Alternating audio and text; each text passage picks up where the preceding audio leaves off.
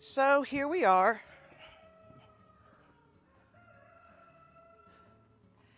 It's ridiculously hot, but when you're on a homestead, it doesn't matter that you feel like you're going to stroke out and die of heat stroke. The reality is we wait. We wait all year to get to the growing season. It's like our version of the Super Bowl when your life is so focused on food. Because for us, it starts in January when we're getting our seeds and we're making that garden plan like I showed you. 50,000 things are going to go wrong. Over time, you learn to prepare for them. You keep a journal, hopefully, and keep track of all the things you already messed up. I didn't have anybody to learn from. So I quite literally made every absurd mistake that a person could make while learning to garden. In the beginning, when I would harvest, I had a harvest that was so tiny, but I was so proud of it because it took me 2 years to get a harvest that was worthy of even taking a picture. I'm considering shooting that rooster. Now I won't, but I'm thinking about it. Welcome to the garden. I'll start by giving you an overview. Now this garden in size is fairly large, so I can't get it all in a shot. I've given up trying. As you all know, I'm not a photographer. I'm a chef. I'm a recipe maker, and I grow things. So technology and I don't get along not one bit. So I will do the best I can to show you what we have to work with because there's so many things I want to show you. And if I can help you avoid even one mistake that I've already made in this life, I will feel like I achieved something today other than heat stroke. So when you come down the stairs, let's back up here. Let's see what we can do. This is my deck. That goes into my kitchen. Over here is our outdoor kitchen. We'll get into that another time because we're going to be doing some outdoor kitchen cooking projects. Okay, so here we are. We came down the stairs. If you make a right, this is the right side of the garden. If you look back there beyond that fence, that's barnyard area where our goats will be living. We are changing over from cattle to goats. We sold our cattle because the truth is they were ginormous pets and they're extremely expensive to keep. There was no chance in the world that I was going to slaughter them. They were my babies and they came when I called them. So they just became really expensive pets, and that was the wrong thing to do. We're on 4 acres, so that really wasn't enough. We had moved here with them. So that wasn't enough to keep them as happy as I thought they deserved to be, and I loved them dearly. So I found someone who would love them as much as I do, but she had 115 acres. And that's where they live now. And I go to visit, and I love them, and I miss them, but they're better where they are, as much as it hurts me to say. And sometimes you just have to do what's right for them and not right for me. Because for me, I would have kept them until my dying day because I miss them. I'm going to cry. So let's just move on.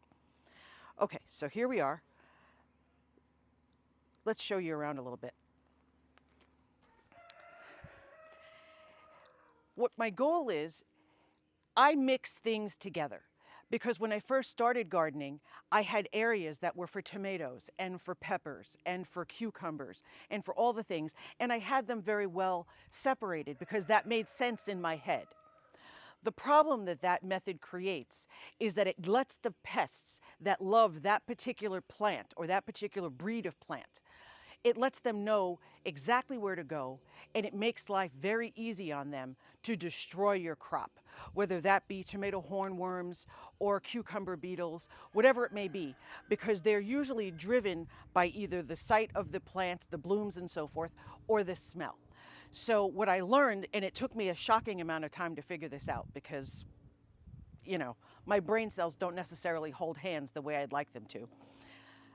It took me a really long time to figure out why I kept losing entire rows of crops to the same pest. And I kept trying because remember, I've wanted to be organic since it started. So in my mind, farmers, they grow everything in rows and they grow everything together because that does make it easier to harvest. But when you're in a homestead setting and you're growing for yourself, for your family, maybe for a few friends and so forth, growing that way is, in my experience, and remember, my experience, please don't send me hate mail to tell me I'm wrong. I probably am.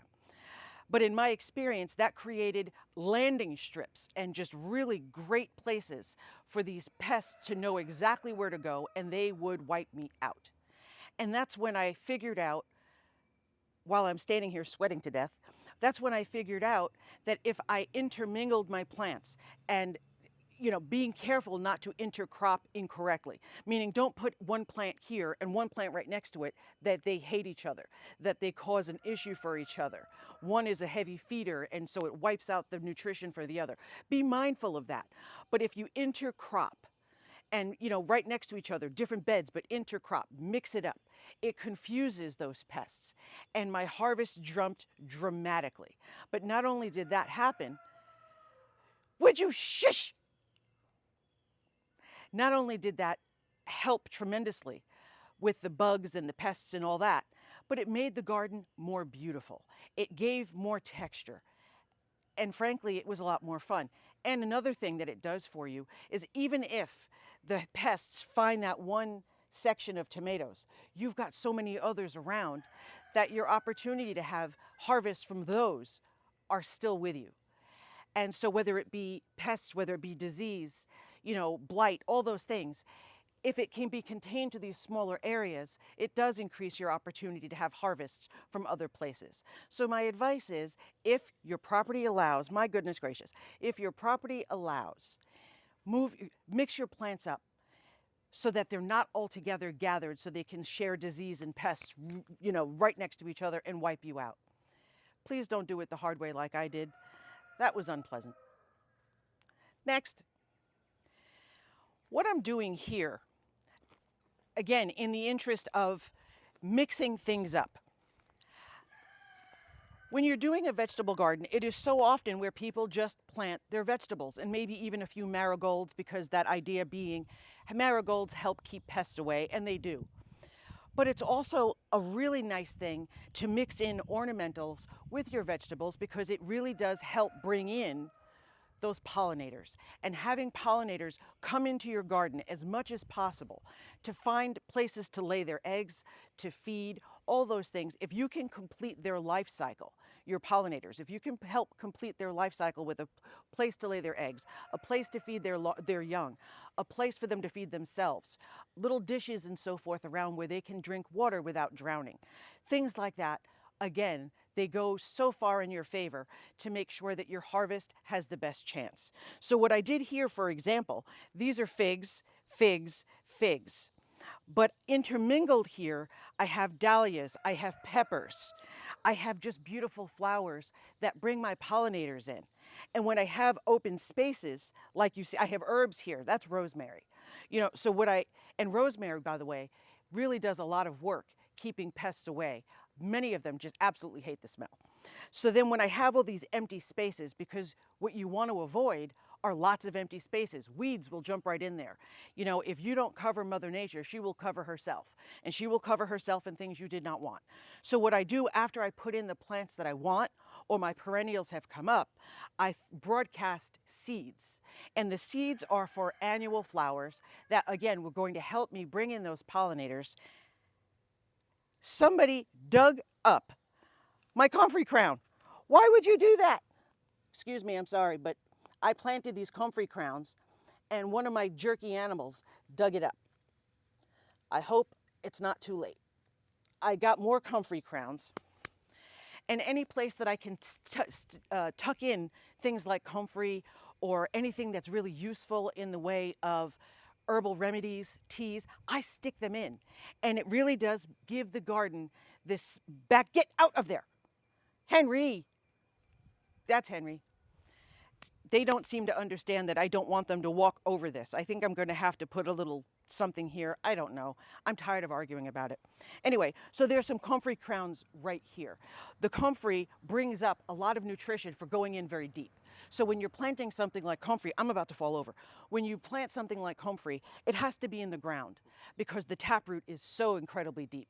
You'll notice most of my beds are raised. There's only a few that I have on the ground. And then in between, in some of the spaces between the beds, I also grow things that are perennial. I have mullein that was just put here in between these two beds.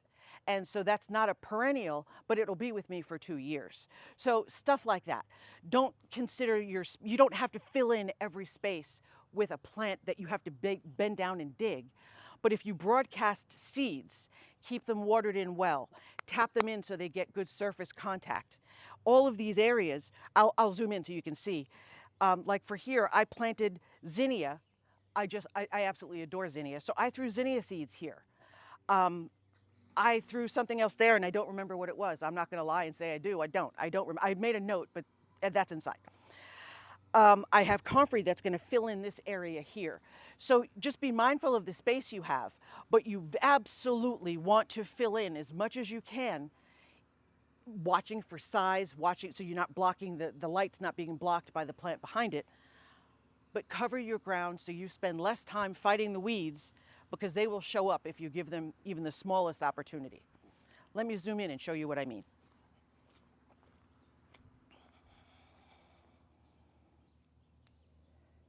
So you see, I just took a handful of seeds and I dropped it there. Keep it watered until they start to come up. I mean, you keep them watered in general, but you give them a little extra attention until they germinate. But as they grow in, this entire area that is currently not doing much will be covered in flowers. When I was talking about I put in more comfrey crowns, if you look very closely, I can't see in this light, so I'm hoping I'm picking this up because the sun is reflecting so hard on me. But I put in 5 comfrey crowns right here because I know that these, let's back up, I know that these figs need that extra nutrition that the comfrey is going to bring up. Another thing that I wanted to show you that I think is just one of my very favorite things in the garden this year, I got these beds from Vego, which they're incredible because they're really tall, which, as you know, I have back issues, so that makes a huge difference. But what we have here is this frame and this cover.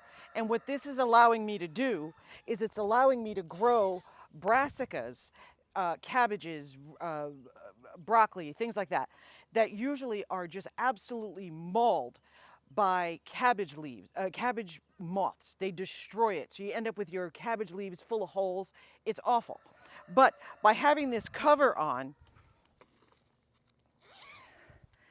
it's holding some of the sun back, which is allowing me to grow cabbages at a time of year when I usually would not be able to, because usually it's too hot, and it keeps the bugs off. So I'm going to bring you closer so you can see the pristine condition of my brassicas in the middle of the summer in Virginia. This has never been possible. I'm really excited. Let me show you.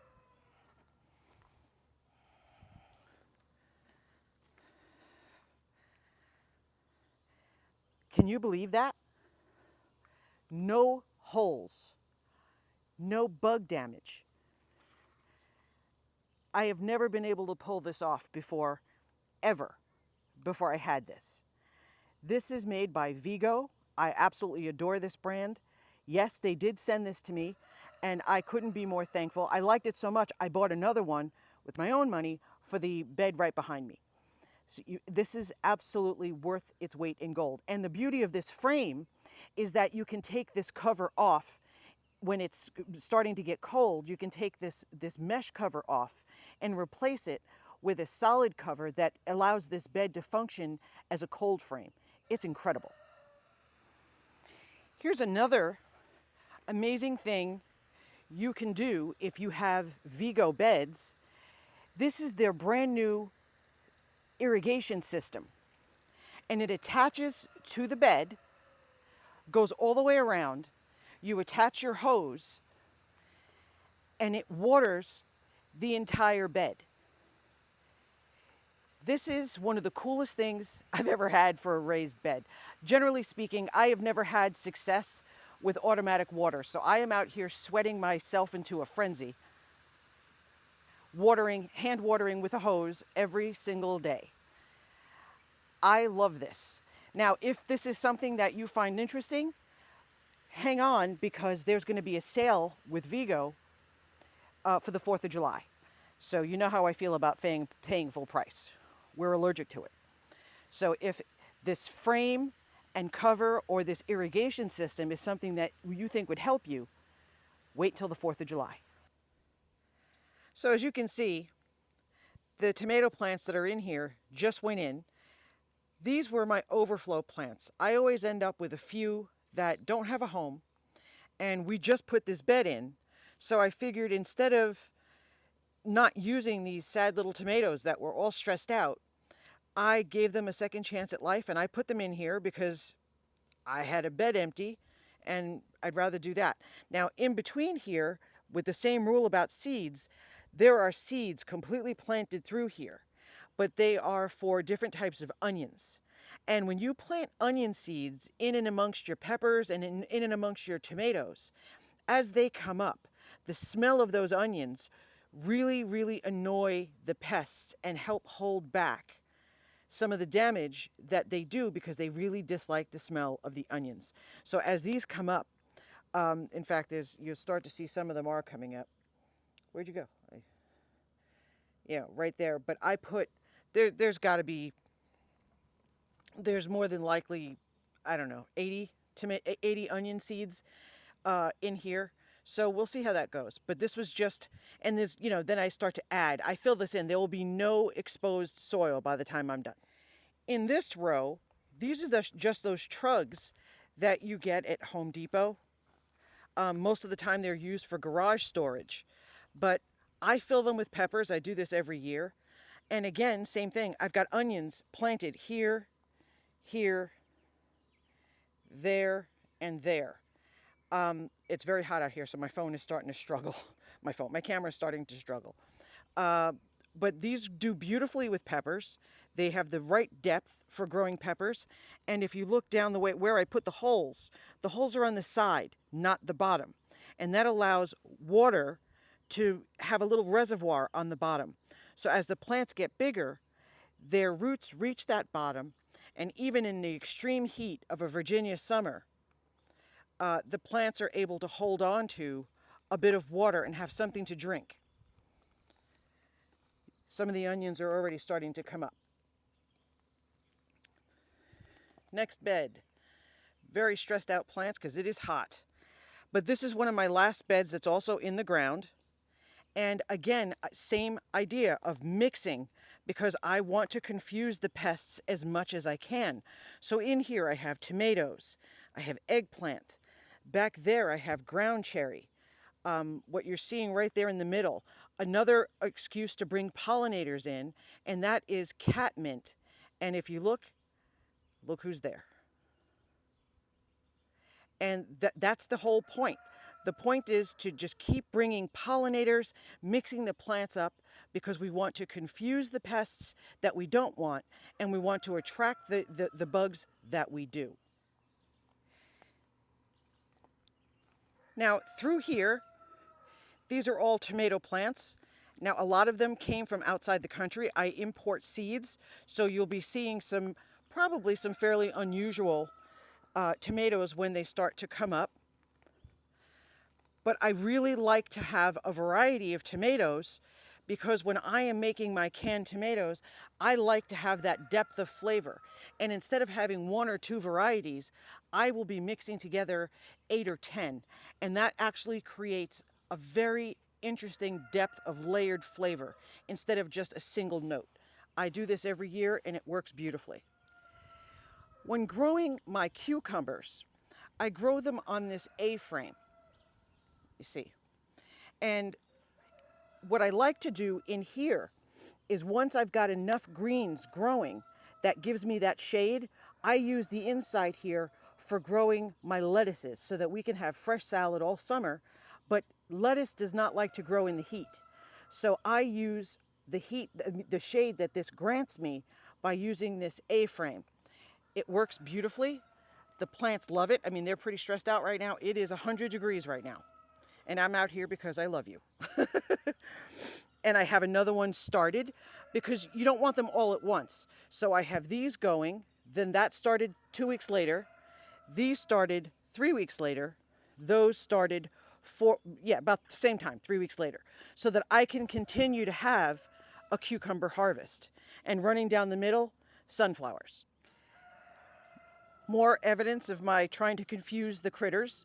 We've got in this bed lots of onions, tomatoes, peppers, and then hanging off the side, watermelon.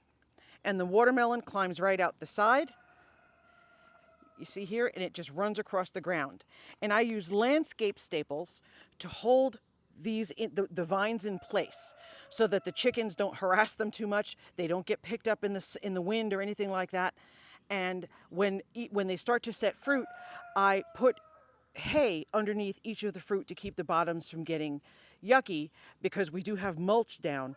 But we have a very clay environment under there, so we don't have great drainage in the ground. So to compensate for that, we put down a pretty heavy layer of mulch that the chickens insist on moving. And there's actually a watermelon starting right there. So I get hay and I just stick it underneath to keep the little watermelon bottoms, the little watermelon butts from being mistreated and so forth. There's a lot of things that we like to grow, herbs, medicinal herbs being one of them. They don't enjoy the extreme heat. So I keep these patio umbrellas, and during the hot part of the day, I open those umbrellas to hold the heat back. And then when the sun passes over the top, because right now this is a western exposure, it is ridiculous hot out here. When this passes, I just real quick come by and close those umbrellas, and they get exactly the light they want, but this helps us hold it back. We're actually going to be adding 3 more of these umbrellas because this heat is wild. Even in full vegetable beds, I put flowers. I want to attract all the pollinators I can, because the more pollinators I bring to the garden, the better chance I have of all the flowers that are on these plants being pollinated. Another of my little tips is I like to go to the nurseries when season has already gotten really well going, because plants that usually, these Adalia, and plants that usually sell for quite a lot were on clearance for $5. Now, I don't know about you, but I think they're spectacular. And they're perennial. They'll just keep coming back for me, but I paid $5. And of course, I have echinacea growing everywhere. Anywhere I can find a way to stick it someplace, that's where I have it. It's a wonderful thing to have. Our Greenstalks are one of the other things that I have in this garden that I absolutely cherish. I've had the originals all the way up to ones I got this year. Every year I seem to add more. I have all the room in the world to just keep growing out, but growing up works better for my back, and I appreciate that. This one is completely full of herbs, but anytime I have a space that looks like, down low is really hard for me to get to. Even in a Greenstalk that I love, I can't get down there. So what do? I drop seeds in for chamomile, because it grows, let's see, it sticks up like this and makes itself easier for me to harvest. So I'm very careful to put anything that's down low like that, and you'll see I have little packets of little bits of seeds in all the way down low. Eggplant. I added more chili pepper there.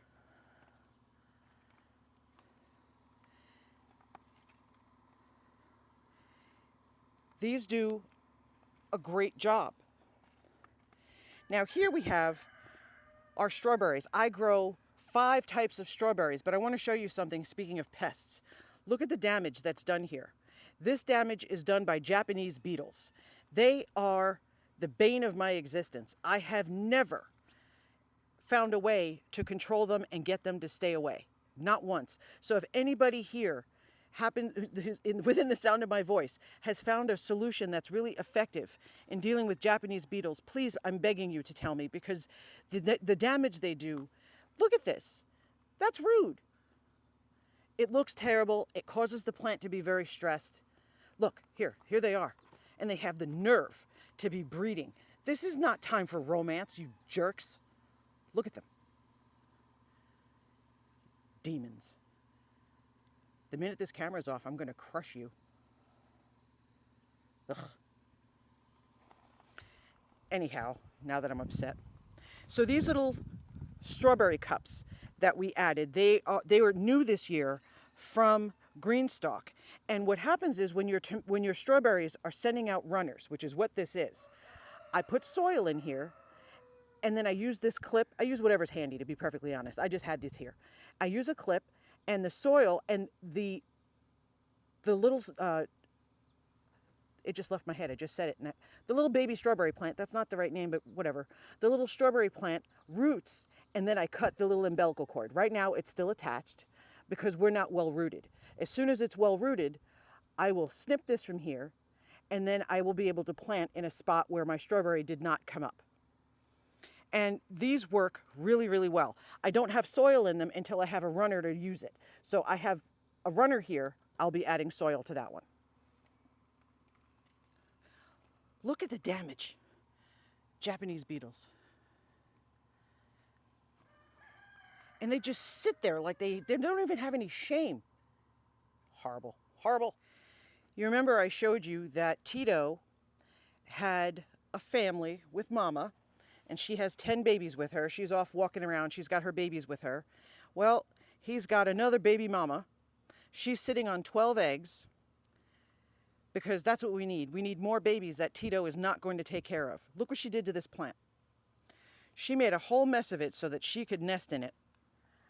I don't have the heart to push her off, so it's her home now. So every day I give her food and water. I keep it right here near her so she doesn't have to go far, because a broody hen will damn near starve themselves and die of heat stroke because they don't want to get up off of their eggs. So I have this umbrella over here. I moved it over here, and it's heavy. The base of this thing weighs a ton. Look at that. It is so heavy. It's cast iron. And I dragged it over here to try and cover her. This is what I do with my time. These are medicinal. Aren't they beautiful? I just think they're gorgeous. This is our elderberry. Look at her. Now, I don't know if you've ever tried to grow elderberry. I will warn you, if you haven't, be aware that it takes over and it pops up where you did not put it. So I've been giving away elderberry. But here's an elderberry flower. That's one of their, a cluster. That's not what they're called, but I can't think of it right now. I'm trying not to overheat. And then when they turn into their berries, which is what the medicinal part that we use, those will ripen up and I will collect them. And I make elderberry syrup. I make all sorts of stuff. And I'll show you. You see, this is elderberry.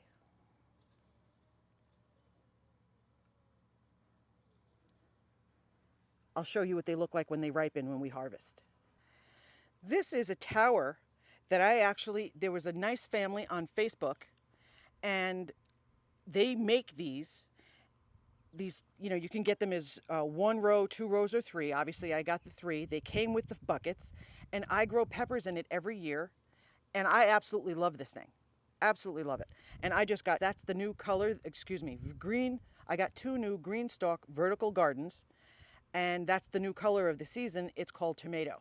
So I'm going to be planting them right over here, and I'm going to fill them with pollinating plants to draw more pollinators into this area to make sure that that bed right there, there we go, that bed right there will have as much activity as possible because it's full of my tomatoes, and I want as many tomatoes as I can get. And right off the side there, that's my neighbor's house.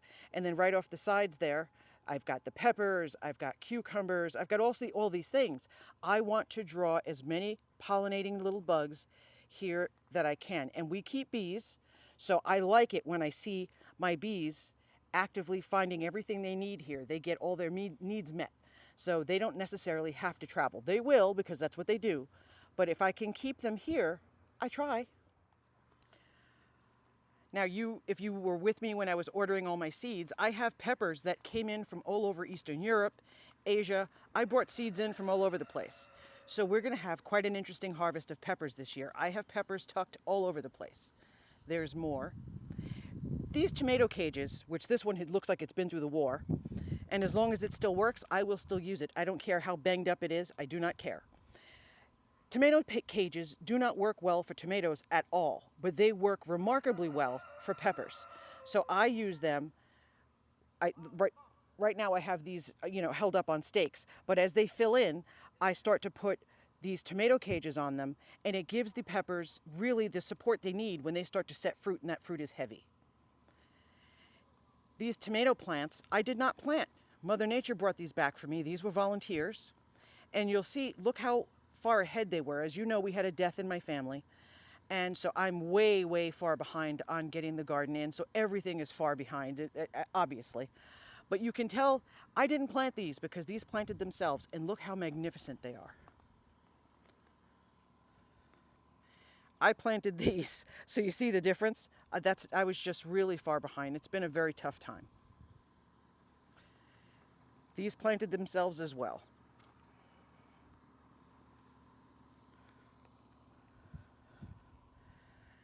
Now these were my original, these were my original Greenstalk color they came, the only colors they came in.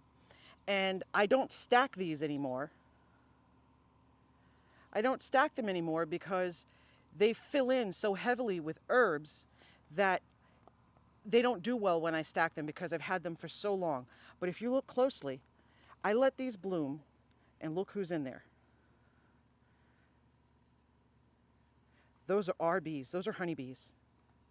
And they're from our hives.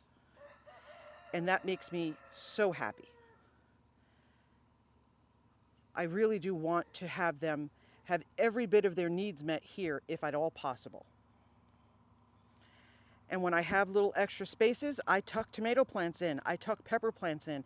It doesn't matter. If I have extra seedlings, I will not waste them. I will tuck them anywhere I can get them. I'm allergic to waste. Look at these. They're magnificent. Lemon balm. I have a limoncello balm in here that is unbelievable. Catmint, lemon balm, tomatoes, onion chives. I have 11 kinds of mint. The honeybees are going crazy for the catmint at this point, so I'm not taking the blooms off. These are 2 different kinds of mint. Absolutely fabulous. And I have 2 more empty bottoms, and I just had soil delivered because I want to fill them. I still have seedlings that need to be planted.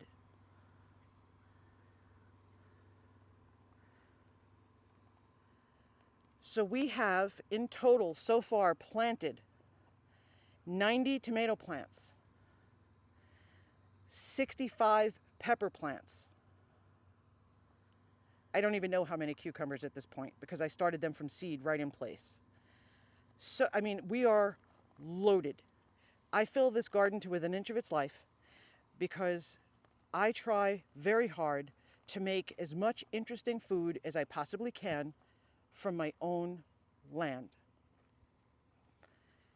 And I don't really care how hard it is. I don't care how hot it is.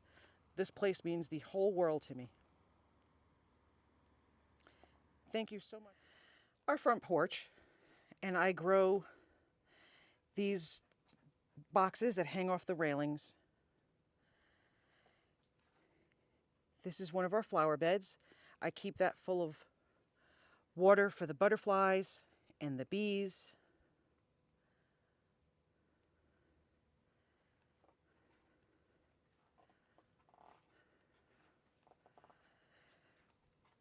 Look at the butterfly bush.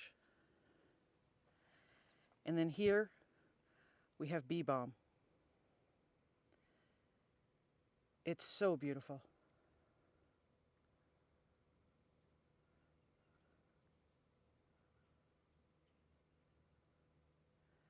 Doing its job.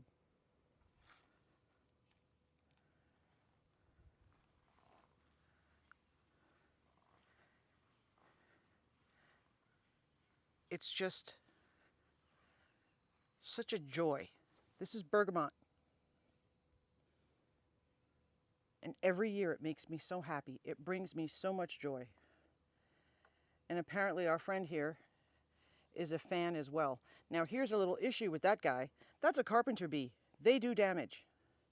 And yet somehow I can't bring myself to kick him out. Why? I don't know. If I were smart, I'd squish them. Look what the Japanese beetles are up to. They're destroying my roses. I hate you.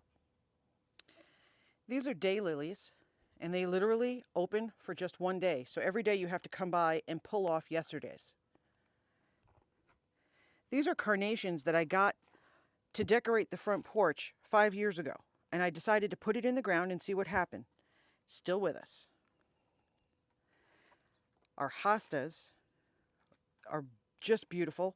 I got them at the supermarket. I am not kidding. I paid $10 at the supermarket. Those are calla. Aren't they gorgeous? Our lawnmower is dead. So I figured, in the interest of full disclosure, there is the blade deck. It's on the ground. It died in the middle of mowing. My husband said bad words. We've got a row of wine grapes that I still have to get trellised. But when I tell you I can't get to everything, I'm proving it. I've been trying to get these up off the ground and trellised like those for 6 weeks. And where are they? They are still on the ground. Some of you ask me, how do you do everything? Well, I don't. What I do is my best. And clearly you can see, when it comes to this, not so hot. But we've got blueberries. Lots of blueberries. I've got blueberries planted all over the place.